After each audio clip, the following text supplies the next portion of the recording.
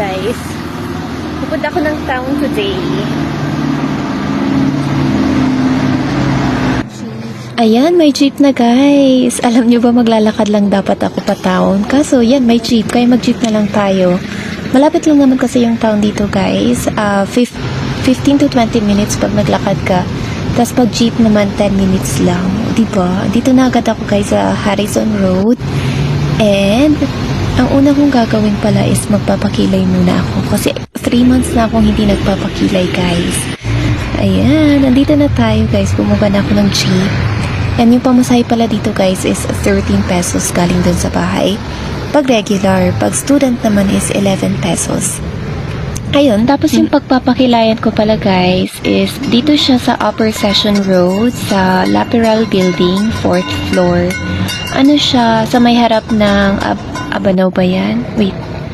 Hala, nakalimutan ko. Basta doon sa harap doon. Sa may katabi siya ng Greenwich guys. Madali lang tumahanap guys kasi makikita nyo din yung may nakalagay na Laperal Building. And nandito na ako guys. Alam nyo ba, 10 a.m. pala ako umalis ng bahay kasi kakatapos ng first class ko sa work. And ang kagandahan guys, pag maaga ka dito is wala pang masyadong tao. Ako yata yung second person na nakarating dito kasi pag around hapon or lunch, mahaba na yung pila dito guys. Ayan siya. And from Monday to Saturday, 8 a.m. to 4 p.m. sila. Alam nyo ba last time, pumunta ako ng Sunday, close pala pag Sunday. Ayan yung before picture guys. And alam nyo, makapal na siya. 3 months na ako di nagpapakilay. 80 pesos pala guys yung kilay. And ang ginagawa nila dito is wax. Ayun o, si madam.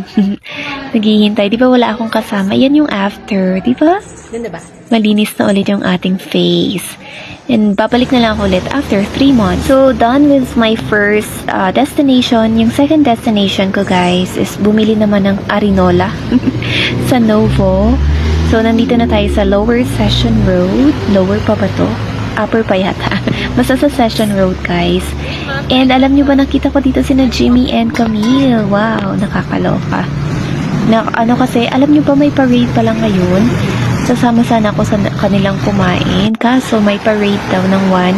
Kaya nagmamadali ako umuwi kasi baka wala akong masakyang taxi. Oh my gosh. Hi guys. Nag-meet ang mga Galing Canada. Akul. Galing kaming Canada. Galing Canada sa akin. O hindi. May picture tayo. Guys, namiss namin si Jimmy. Si Camille guys. Galing siyang Australia. Wow!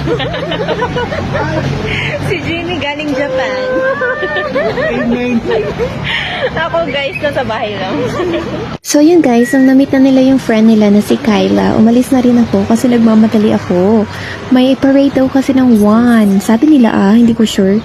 Hindi nga ako updated sa mga ganap. Panagbanga kasi guys, panagbenga. So may parade. And ang gagawin ko na is pupunta ko ng Novo guys. And nakakaloka, wala na palang Novo. Hindi talaga ako updated guys. Hindi na kasi ako masyadong lumalabas. Diba? Ang Novo is parang dito lang siya sa may harap ng Mang Inasal. Pero nawawala siya guys. At dito ko nga nahanap sa Chongsan ang mahiwagang Arinola guys. Yan yung gustong-gusto kong Arinola. 140 pesos lang yan. And yun, nakakita na naman ako ng bagong guys, cat litter. For 265. Ano yan? Paliguan ng bata. Kaso, parang ang ganda niyang cat litter. Kaya yun, kinuha ko na. And nandito na ako guys. Bumili ako ng cat litter. Sand. Ang cat litter sand ko guys is Infinity 1. Ang tagal kong makahanap ng taxi guys. 1 hour. And yan, buti nakahanap ako ng taxi. Ang bait ni kuya, pinasakay niya ako. Mamaya na daw siya mag-lunch. Grabe, naiyak na ako kanina kasi wala akong masakyan. Ilang oras na ako naghihintay. Pagoda na ako. At ayan na guys, masaya na ako dahil makakauwi na ako. Malapit lang naman yung bahay. Bye!